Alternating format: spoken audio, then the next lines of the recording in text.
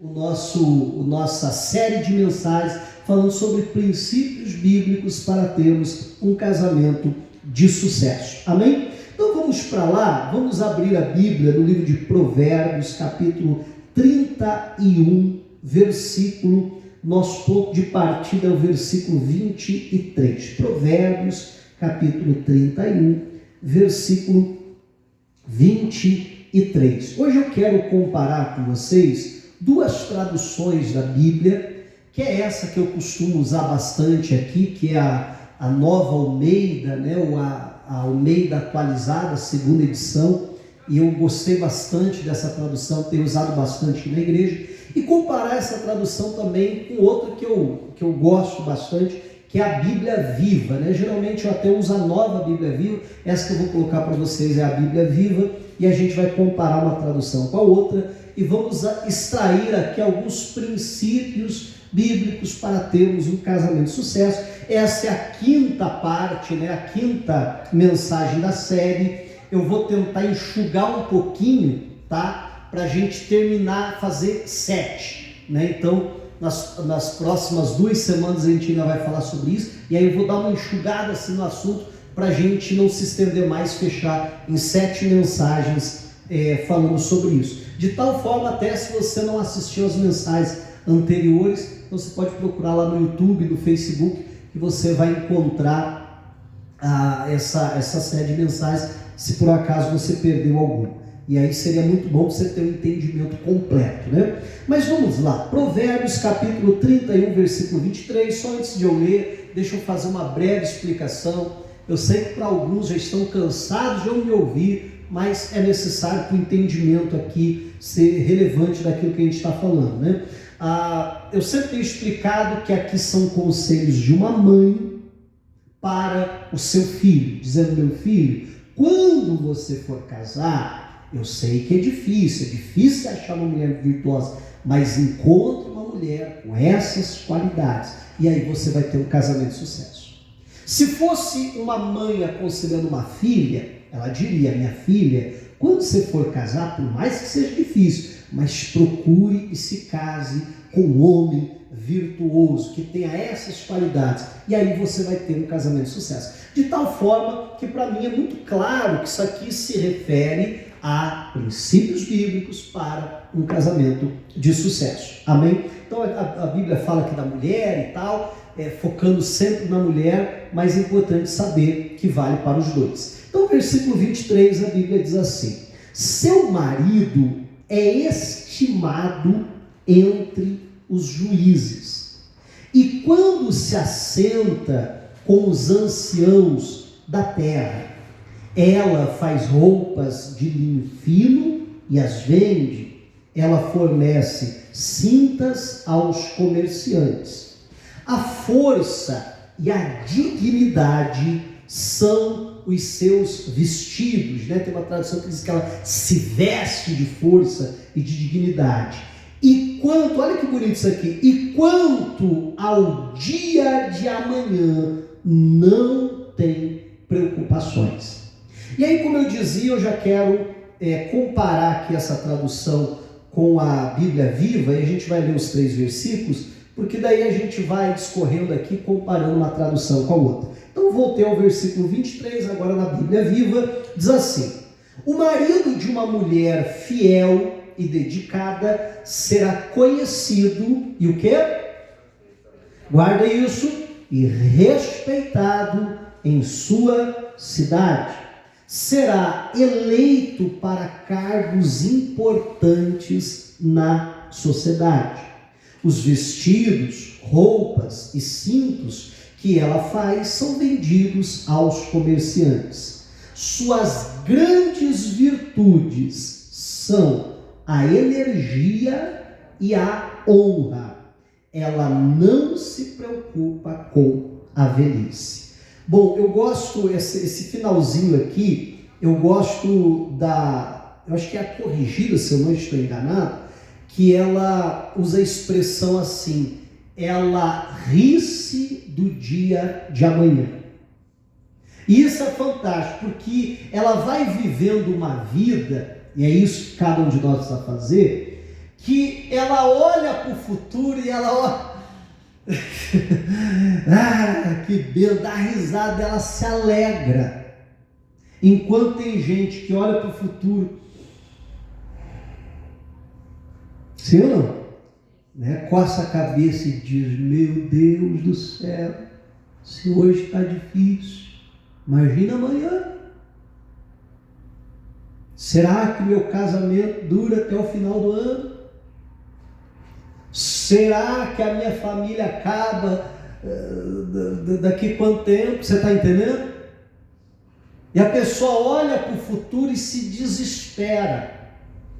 Mas a Bíblia diz que essa mulher, ela olha para o futuro e ela sorri, e ela se alegra. Eu penso que é isso que nós precisamos viver. Agora, claro, meu irmão, isso não é fruto simplesmente de um otimismo exagerado. Não, isso é fruto de sementes que foram sendo plantadas ao longo do caminho.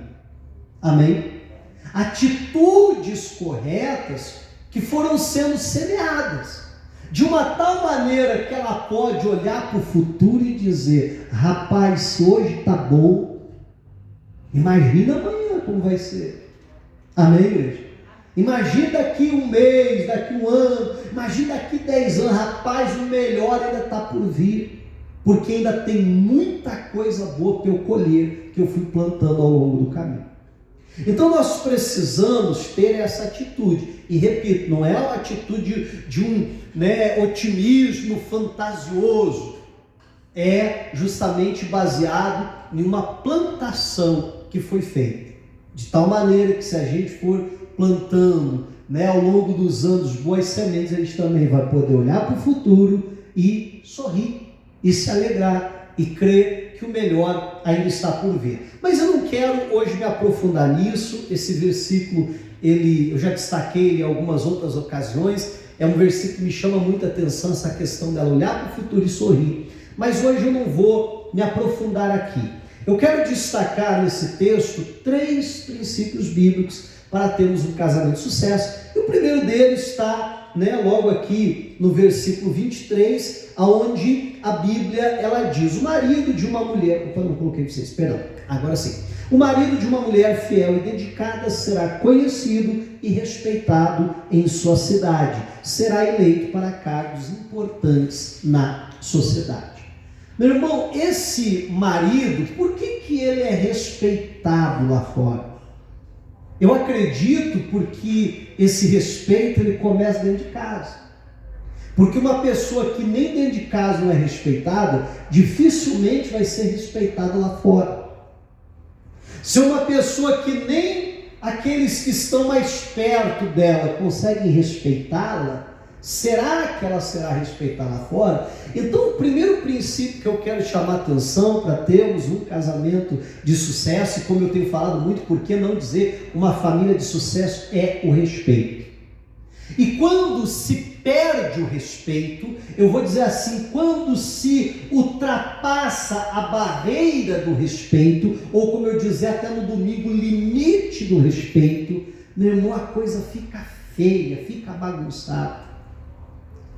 Quando o marido já não respeita mais a esposa, quando a esposa já não respeita mais o marido, quando os filhos já não respeitam mais os pais já não respeitam mais os filhos, olha, fica um ambiente terrível.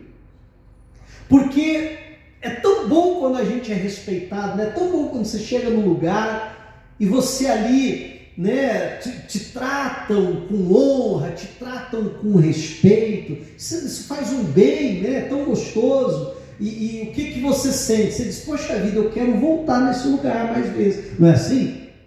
É ou não é?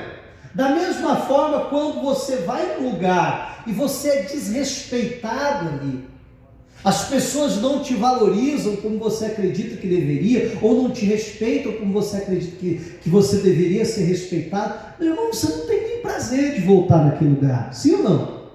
Puxa vida, ninguém me respeita ali. Agora imagine um lar onde já não se há mais respeito, aonde um já não tem mais respeito pelo outro, nem respeito no sentido da própria família, às vezes nem respeito no sentido da pessoa humana, do ser humano. Aonde um xinga o outro ali, às vezes, de coisas mais terríveis que você possa imaginar. E tem gente que respeita mais os outros, as pessoas lá fora, do que respeita os próprios familiares. E nós precisamos, sempre promover no nosso lar esse ambiente de respeito. E a primeira coisa, somos nós respeitando o nosso cônjuge. E digo mais, somos nós respeitando os nossos familiares. Em uma certa ocasião, eu ouvi uma frase que eu nunca mais esqueci. Era uma senhora que estava, uma jovem senhora, bem jovem aliás, mas senhora por já ser casada, e ela desabafando que o casamento não estava nada bem, ela chegou a dizer assim: olha, eu só não traí o meu marido por respeito. E aí você para e você fica analisando uma frase como essa, E você fica pensando: olha, o amor parece que já foi embora, por conta daquele sofrimento, por conta de toda aquela situação que a pessoa está passando. Muita coisa ali já foi embora, aquele carinho, aquela atenção, mas uma barreira, ela falou: essa eu não ultrapassei. Ela estava pedindo ajuda para não ultrapassar. O que me impediu de ultrapassar foi o respeito. Você entende? Eu enxergo justamente o respeito dessa forma, como um limite que a gente nunca pode ultrapassar. No caso dela, o respeito pelo seu cônjuge, não digo nem talvez por ele. Pelo que eu entendi, ela estava mais falando do respeito que ela tinha à instituição do casamento, do que necessariamente a pessoa do marido. Mas você perceba como o respeito precisa ser cultivado, no nosso lar, e a gente precisa tomar um cuidado, como eu dizia, para não ultrapassar esse limite. A gente pode discutir, a gente pode se opor ideias, pessoas pensarem diferentes uma das outras, mas, como eu sempre falo, a gente tem que atacar as ideias. Ou se a discussão é sobre um comportamento, então vamos discutir, vamos atacar o comportamento que está errado. Mas o grande problema é que quando se entra em uma discussão, às vezes um começa a atacar o outro. Não é assim? E hoje em dia as pessoas têm uma grande dificuldade de atacar ideias. Eu não concordo com fulano, então o que eu faço? Eu ataco ele. Não é assim que as pessoas agem hoje? Eu tento denegrir a imagem dele, porque na minha cabeça, se eu arrebentar com a imagem dele, as ideias dele também vão junto com a reputação dele. E aí as pessoas começam a atacar, em vez de atacar ideias. Olha, eu te respeito, eu só não concordo com a maneira que você pensa. Eu te respeito, eu só não concordo com a maneira que você age. Amém? E é isso que isso não é nem ser cristão, isso é ser civilizado. Então nós precisamos, como eu dizia, viver e promover na nossa casa, nossa família, essa atmosfera de um respeito. E a primeira coisa que a gente precisa fazer é respeitar o outro. A gente já vai ver, vamos já continuar, você vai ver que tem mais que a gente precisa fazer, mas por enquanto, primeira coisa, eu preciso respeitar as pessoas. Dentro do direito se fala a respeito da dignidade da pessoa humana. Pelo simples fato daquela pessoa ser humana, é um ser humano, é um semelhante a mim, ela merece respeito.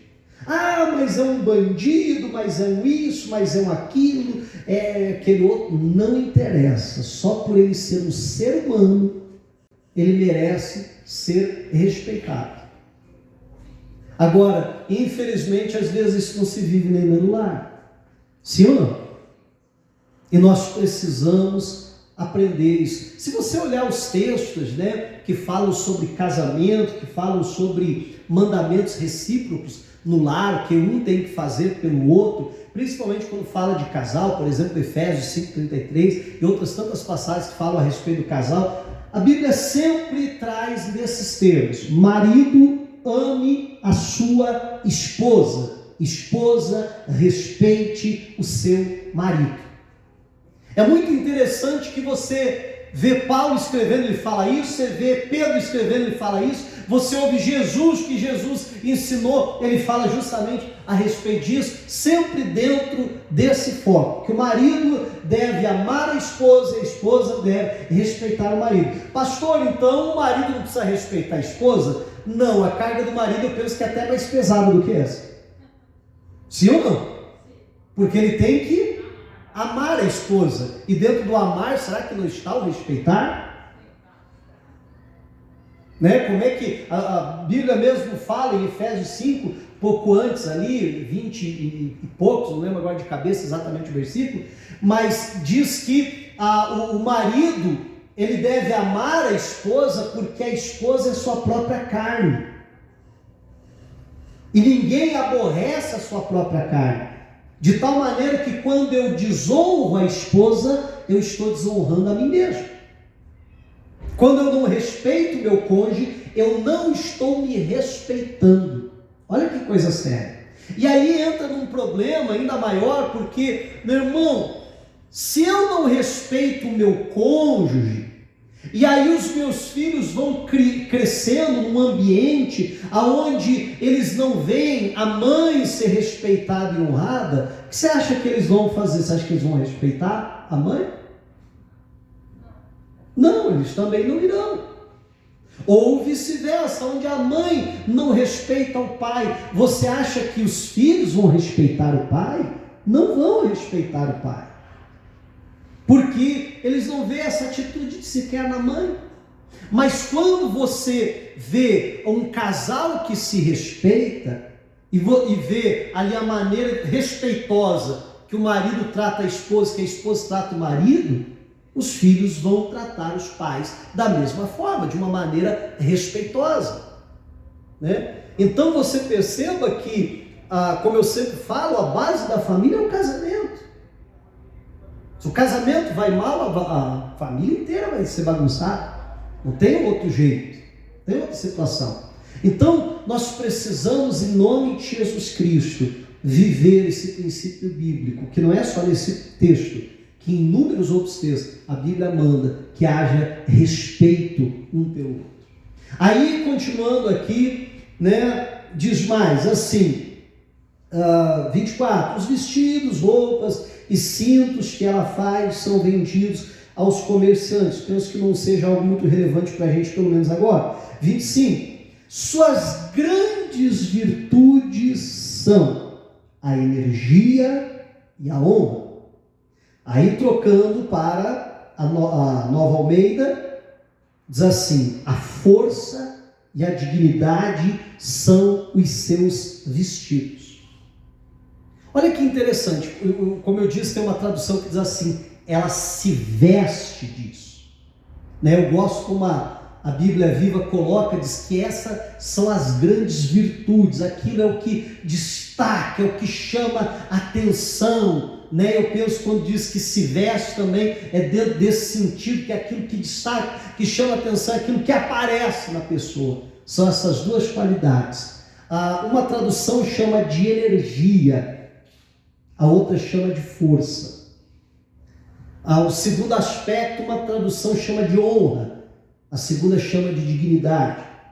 E a gente vai ver que os dois termos são muito semelhantes, são sinônimos, né? Até porque cada tradutor decidiu aqui utilizar uma expressão dessa, mas que vem da mesma raiz. Se a gente pensar na energia, né? Ou na força, fala de alguém que não para, fala de alguém que não está inerte, fala de alguém que está em movimento, alguém que tem vigor, não é isso que quer dizer força, alguém que não se abala. Quando você fala, usa a expressão, você já deve ter ouvido isso, diz assim, não, fulano é alguém forte. Geralmente a gente não está falando que é alguém musculoso, né, que faz academia, lá, levanta não sei quanto de peso, né? Geralmente quando você fala de alguém que fulano é uma pessoa forte, você está se referindo ao caráter dela, à atitude dela, sim ou não? né? Você está se referindo daquela pessoa ser alguém que não se abala, que pode vir os infortúnios da vida, a dificuldade da vida, e a pessoa ela vai em frente, a pessoa continua. E isso precisa ser também uma atitude nossa. Nós precisamos, né, se vestir dessa força. Porque, falando um pouquinho a respeito do homem, porque a esposa espera essa figura no marido. Assim como o marido também, né, espera na esposa uma mulher forte. Os filhos esperam nos pais alguém assim. Mas você já imaginou um marido que perde o emprego e estou criando uma situação aqui que me veio à cabeça agora, e chega em casa e aí tem que dar notícia para a esposa, tem que dar notícia para os filhos que agora ele perdeu o emprego. Meu irmão, como é que ele faz isso? Qual que é a postura dele diante disso? Agora imagine você, alguém chegando ali e já chega assim, desesperado. O que foi que aconteceu? Meu Deus do céu, você não sabe o que aconteceu. O que foi, meu bem? Te assaltaram? Não, pior. Eu perdi o emprego, aí já corre as crianças. O que foi que aconteceu? Pois é, filho, eu não sei agora se a gente vai ter o que comer, porque eu perdi o emprego, porque, meu Deus, né, a gente vai para a igreja, a gente busca Deus, até o dízimo eu estava dando, e agora eu não entendo por que Deus permitiu. Meu irmão, bom para se desviar os filhos desses, né? Entendeu? Misericórdia, que segurança que passa. Cadê a energia? Cadê a força? Né? Então nós precisamos ser pessoas fortes. Agora, meu irmão, coitada da esposa que olha para o marido e a atitude do marido é assim. Porque ele que deveria ser o porto seguro da esposa é desse jeito. Rapaz, ela vai se apoiar em quem? Aí ela vai entrar em desespero também, não tem nem como não ser diferente. Verdade, não é? Então, nós precisamos ser pessoas fortes. Não, aconteceu isso, mas olha, a Bíblia diz, eu nunca vi um justo necessitado, nem a sua descendência mendigar o pão. Não, Deus vai abrir uma porta melhor, não, em nome de Jesus Cristo. Amém? Né? Essa precisa ser a nossa atitude. A atitude da esposa, às vezes até o marido dá aquela fraquejada, porque a gente é ser humano, e a esposa até chegar ali, não, meu bem, que isso, é de Deus, você vai ver, levanta a tua cabeça, nós vamos dar a volta por cima, Deus vai nos honrar, em nome de Jesus, porque a esposa é ajudadora, amém? Né? Agora, a obrigação dela, vamos assim chamar, é de ajudar a carregar o fardo. Agora é ruim quando a esposa tem que largar o marido nas costas e levar ele junto. O marido se acaba se tornando fardo também. Então nós precisamos se vestir, né, dessa força, de nada nos abalar, nada fazer nós desistirmos, mas continuarmos indo em frente. Bom, para acelerar aqui, e aí a Bíblia fala da segunda virtude que precisa ser ali, né, a nossa principal virtude, como diz a outra tradução, ou se vestir disso, que a Bíblia Viva chama de honra, e aqui chama de dignidade, né? Os dois são sinônimos, mas eu peguei no dicionário aqui o que quer dizer dignidade. Eu gostaria que você me ouvisse com bastante atenção. Do dicionário, tá? Dignidade, qualidade moral que infunde respeito, consciência do próprio valor, honra, autoridade, nobreza, qualidade do que é grande, nobre e elevado. Eu particularmente gostei muito dessa primeira tradução que vem, desse primeiro significado que vem, qualidade moral que infunde respeito. Eu poderia trocar aqui e colocar qualidade moral que inspira respeito. Dignidade é a maneira de nós nos portarmos, é a atitude que nós temos, que nós assumimos, que vai levar as pessoas, que vai inspirar as pessoas a nos respeitar. Porque você já deve ter ouvido essa frase, né? Que assim, que eu tenho que respeitar, mas também que eu tenho que me dar o respeito. Já ouviu falar disso? Né? Eu penso que é exatamente o que a Bíblia está falando. Perceba que o primeiro princípio é eu respeitar o outro.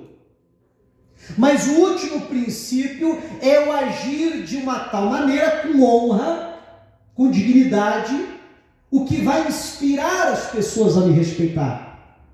O que num bom português eu podia traduzir como me dar o respeito. Aí uma outra tradução continua, é a consciência do próprio valor. Eu me respeitar. Eu me valorizar. O que vai levar as pessoas também a me respeitarem e me valorizarem. Então nós precisamos não apenas respeitar, mas agir de uma tal maneira, agir com dignidade, que vai levar as pessoas, que vai inspirar as pessoas a também me respeitar. Vamos parar e pensar um pouquinho. Vamos supor que, para não dar o exemplo de ninguém, vou falar de mim. Vamos supor que eu decido, não mais respeitar o meu casamento. Decido arrumar uma por aqui, outra por lá, né, e adulterar, e vivendo a vida daquele jeito. Eu estou sendo uma pessoa digna, que inspira respeito aos outros? Não, pelo contrário, as pessoas vão olhar essa minha conduta, isso vai levá-las a não me respeitar.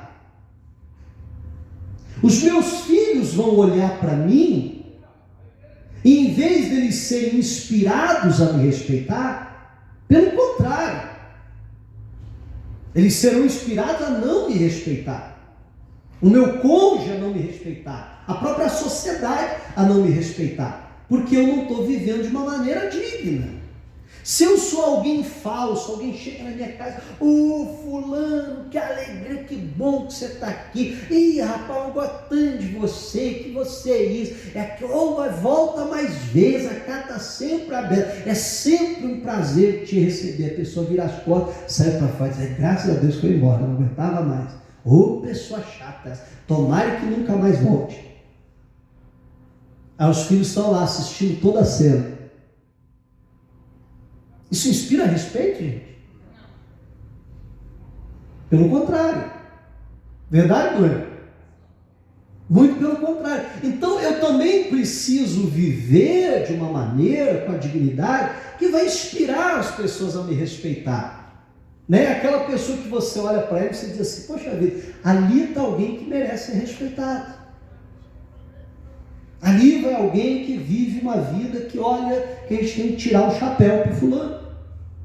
E aí pensando nisso, eu lembro do Samuel, que na sua velhice, que passa a sua vida inteira servindo a Deus e servindo ao povo, sendo sacerdote, foi entregue no tempo quando foi desmamado, e ele passa ali toda a sua vida praticamente, né, no ofício de sacerdote, e ele chega no final da sua vida, na sua velhice, aonde o povo pede um rei, e ele reúne todo o povo de Israel e diz assim, gente, vem cá, alguém aqui tem alguma coisa contra mim? Que fale agora. Qual foi o dia que eu fui injusto? Qual foi o dia que eu desrespeitei? Qual foi o dia que eu prejudiquei alguém aqui? Qual foi o dia que eu me apropriei de algo que não era meu? Qual foi o dia que isso, que aquilo? E no meio de todo o povo de Israel, mas não teve um para levantar a mão. Não teve um para dizer, um dia eu te dei o troco errado do pão, você não me devolveu. Verdade, não é? Não teve um para dizer assim, teve um dia que você pisou no meu pé e não pediu desculpa.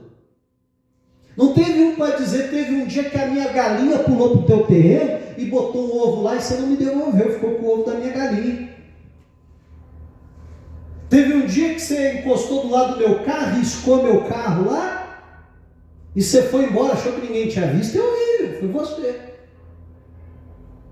Você está entendendo? Meu irmão, ele passa a vida inteira servindo aquele povo, e não teve um para dizer, não, eu tenho uma reclamação contra você.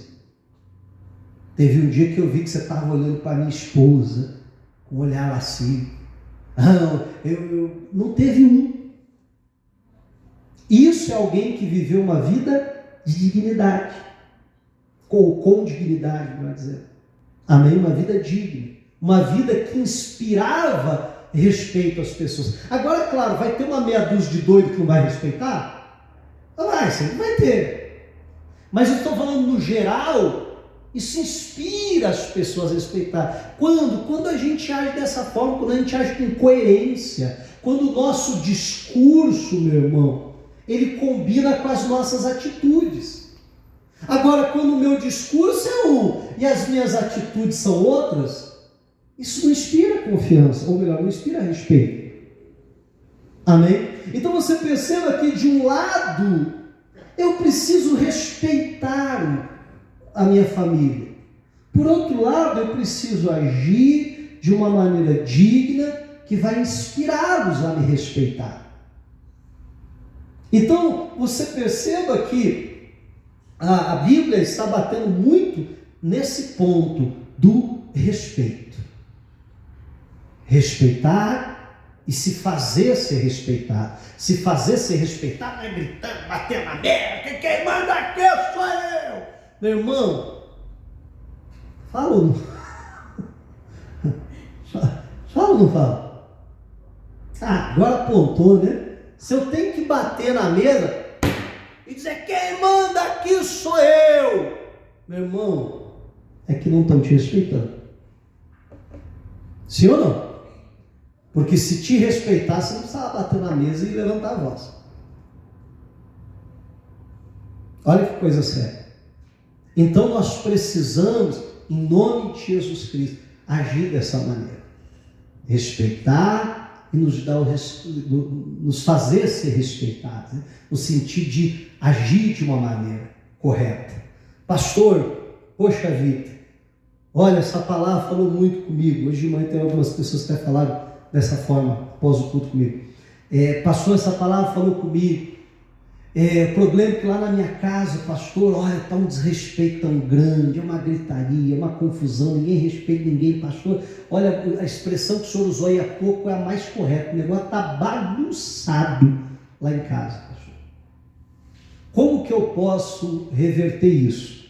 Respeitando, né? E também vivendo de uma maneira que inspire o respeito dos outros. Agora, pastor, mas aquela pessoa não merece respeito. Meu irmão, todas as pessoas merecem respeito. O seu cônjuge, ainda muito mais. Só de te aguentar. Verdade? Só de te aguentar já merece muito respeito. Se ela ou ele for o pai ou a mãe dos seus filhos, meu irmão, você já deveria respeitar. Se um dia tirou ele ou ela, né, vou falar do marido, tirou ela da casa dos pais dela, meu irmão, respeite. Você quer que um dia sua filha se case e seja respeitada no casamento dela? Dá o exemplo, respeite seu cônjuge. Porque se você, a vida inteira, não respeita a sua esposa, será que a sua filha vai se fazer ser respeitada no casamento dela? Ela cresce num ambiente daquele, ela acha que aquilo é o padrão normal, de gritar um com o outro, de xingar um ao outro, e assim por diante, assim vai. Então, que em nome de Jesus Cristo, a gente possa fazer isso. Agora, pastor, se eu respeitar e agir dessa maneira, a coisa vai mudar? Vai, eu creio que sim. Pastor, então mês que vem já... Meu irmão, pare e pense só uma coisa.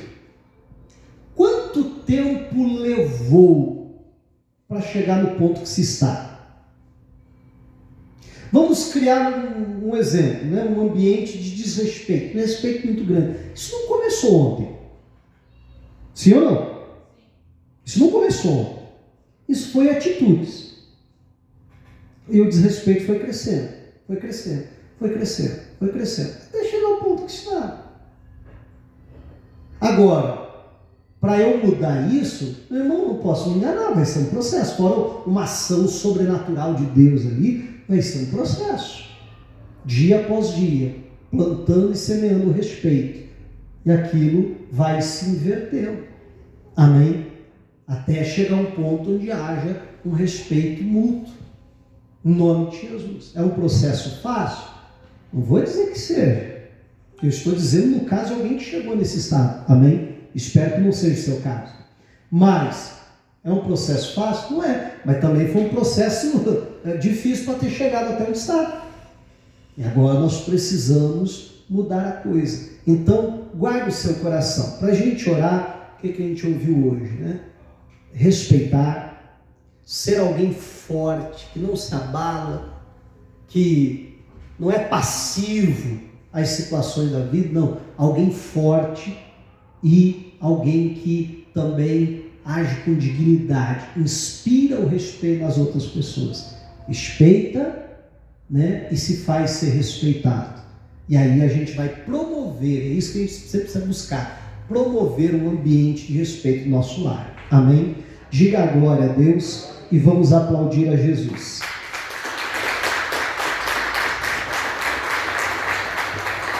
Glória a Deus.